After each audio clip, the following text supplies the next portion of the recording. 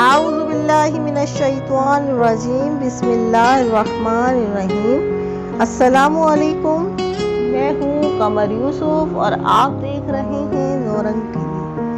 میرے پیارے اور محترم ناظرین، کیسے ہیں آپ سب؟ امید کرتی ہوں ٹھیک ہوں گے، خیر و عافیت سے ہوں گے، خوش و خرم ہوں گے، اور دعا کرتی ہوں اللہ تبارک و تعالیٰ تمام امت مسلمہ کو آباد رکھے، آمین۔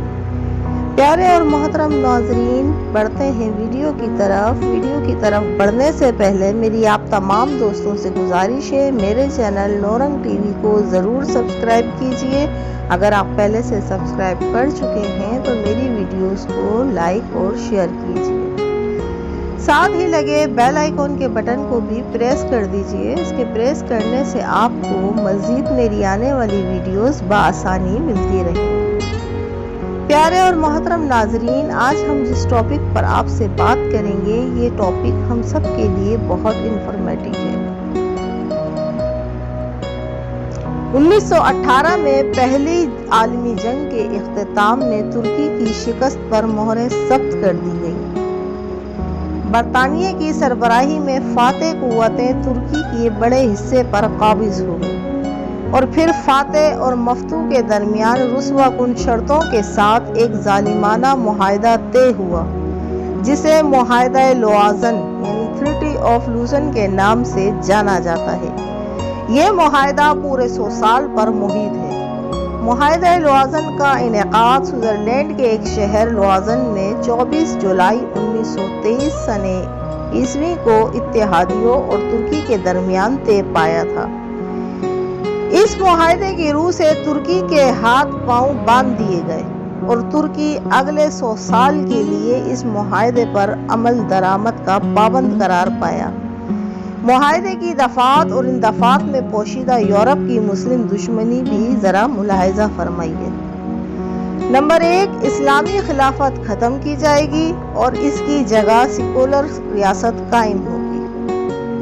نمبر 2، عثمانی خلیفہ کو ان کے خاندان سمیت ملک بدر کیا جائے گا۔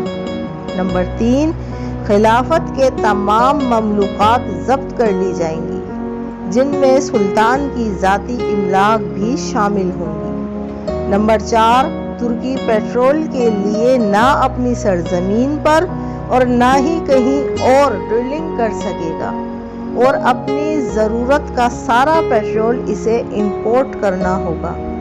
نمبر 5، باسفورس عالمی سمندر شمار ہوگا، اور ترکی یہاں سے گزرنے والے کسی بحری جہاز سے کسی قسم کا کوئی ٹیکس وصول نہیں کرے گا۔ واضح رہے کہ باسفورس کی سمندری کھاڑی بحیرہ سود، بحیرہ مرمرا، بحیرہ متوسط کا لنک ہے، اور اس کی اہمیت کا اندازہ اس بات سے لگایا جا سکتا ہے کہ یہ عالمی تجارت میں ریڑھ کی ہڈی کی حیثیت رکھنے والی نہر سوئس کے ہم پلہ قرار دی جاتی ہے۔ اس معاہدے کے ساتھ ہی خلافت عثمانیہ کی بساط لپیٹ دی گئی، اور افریقہ، ایشیا اور یورپ تک پھیلی ہوئی عظیم سلطنت بندربانٹ کا شکار ہو گئی۔ ترکی کے علاقے چھین لیے گئے، عراق، اردن اور فلسطین برطانیہ کے کنٹرول میں چلا گیا۔ شام، لبنان، الجزائر اور لیبیا فرانس کے قبضے میں آئے۔ اناطولیہ اور آرمینیا کو ترکی سے کاٹ کر آزاد ملک بنا دیا گیا۔ حجاز مقدس آل سعود کے قبضے میں چلا گیا۔ خلیفہ عثمانیہ کی ملک کو بیرون ملک جائیداد ضبط کر کے ملک بدر کر دیا گیا۔ اسی پر بس نہیں، خلیفہ کی معزولی کا پروانہ لے کر اسے صہیونی لیڈر رہزل کو بھیجا گیا، جسے خلیفہ نے فلسطین کے مطالبے پر اپنے دربار سے دھتکار کر نکالا تھا۔ صہیونیوں کی جانب سے یہ لہراتا ہوا وہ خنجر تھا جو خلافت کی قبا چاک کرتا ہوا سلطنت کے سینے میں اتر گیا۔ یہ داستان جو مسلمانوں کی یکجہتی پر کھلا وار تھی، اب 2023 میں انجام کو پہنچنے والی ہے۔ پھر ترکی اپنے علاقے مانگے گا، ملک میں تیل نکال سکتا ہے، اور سب سے بڑی بات یہ ہے کہ اسلام کے نفاذ اور خلافت کی واپسی کی بات کر سکتا ہے۔ اور دوبارہ قیادت کے اٹھنے کا قوی امکان ہے۔ یہی سبب ہے کہ یہودیوں کے سینوں میں آگ لگی ہوئی ہے۔ وہ 2023 سے پہلے امت مسلمہ کا قلع قمع چاہتے ہیں۔ یہ معاہدہ اس قدر اہم ہے کہ اس کے ختم ہوتے ہی اصولاً مسلم امہ متحد ہونے کا حق بحال رکھتی ہے اور خلافت بھی از سر نو قائم ہو سکتی ہے۔ ترکی کے عوام اور حکومت اس صورتحال کے لیے بالکل تیار بھی ہیں اور مسلم امہ کی قیادت کا حق ادا کرنا چاہتے ہیں۔ جس طرح کسی بھی مسلم ملک کی حمایت میں ترکی آگے بڑھتا ہے، وہ اس بات کا مظہر ہے کہ ترکی اپنا کردار ادا کرنے کے لیے کسی ہچکچاہٹ کا شکار نہیں ہوتا اور نہ ترک حکمرانوں نے دشمنوں سے کوئی ڈیل کر رہی ہے۔ اب آگے دیگر مسلم ممالک کا فرض ہے کہ وہ نبی کریم صلی اللہ علیہ وسلم کی سنت یعنی خلافت قائم کرنے کے لیے کس طرح ترکی کے ہاتھوں میں ہاتھ ڈال کر آگے بڑھتے ہیں۔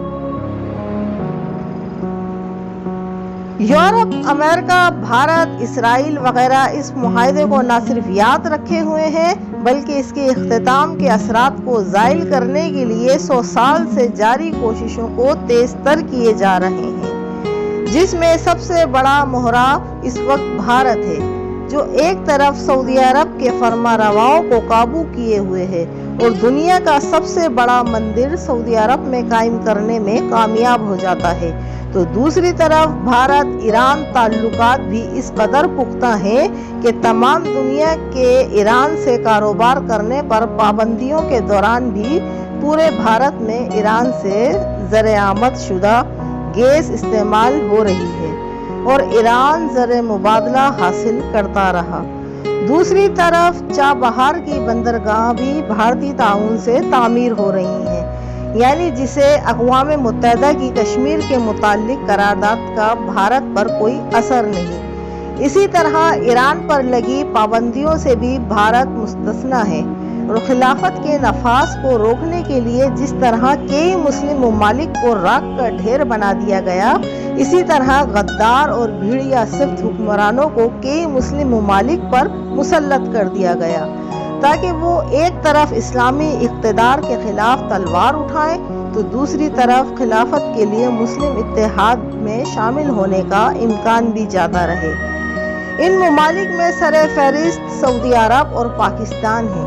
سعودی عرب جس طرح کفر کے قدموں میں گرا ہوا ہے، بہت ہی حیران کن عجیب بات ہے، مسلم امہ کی 1400 سالہ عزت خاک میں مل کر رہ گئی اور یہ سب عین اس موقع پر ہوا جب ترک معاہدہ ختم ہونے کو ہے اور سعودی عرب اس فکر میں ہے کہ کہیں ترکی کو خلافت نہ مل جائے، لہٰذا وہ مسلم امہ اور ترکی کی مخالفت میں اس قدر اور اچانک آگے بڑھ گیا کہ دشمنوں سے جا ملا تاکہ ترکی کو خلافت کا کوئی کردار دینے کے بجائے سعودی عرب کو ہی کلیدی قرارداد دیں۔ سعودی عرب کی غلطی یہ ہے کہ اس نے مسلم امہ کے لیے فلاحی کردار ادا کرنے کے بجائے اپنی لیڈری کے لیے دشمنوں پر بھروسہ کیا۔ دوسری یہ کہ سعودی عرب عراق کویت جنگ کے زمانے سے امریکہ کے ہاتھوں کھلونا بنا رہا ہے، تمام تیل امریکی کمپنیوں کے ہاتھوں میں ہے، ایسے میں کثیر الملکی فوج بنا کر وہ یہ ثابت نہیں کر سکتا کہ وہ کل مسلم ممالک کا نمائندہ ہے۔ سب کو معلوم ہے کہ یہ فوج صرف امریکی اشارے پر کام کرے گی اور مسلم ممالک میں سے کسی کو تباہ تو شاید کر رہی ہو مگر مدد کسی کی نہیں کرے گی، جبکہ ترکی ہر مظلوم مسلم آبادی کے لیے بڑھ کر کام بھی کر رہا ہے اور عالمی سطح پر آواز بھی اٹھاتا ہے۔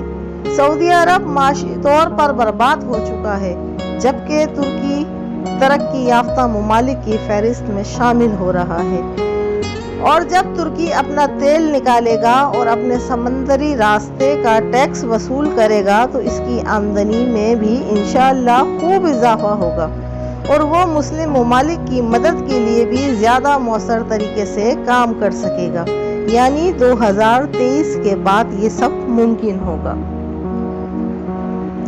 تو میرے پیارے اور محترم دوستوں، سنا آپ نے کہ 2023 سے کس طرح پوری دنیا کے तमाम लोग डरे हुए हैं। इस तरह की वीडियोस में आपके लिए और भी लेकर आऊंगी। आप सबसे गुजारिश है कि मेरे चैनल को सब्सक्राइब कीजिए और मेरी वीडियोस को आगे शेयर कीजिए।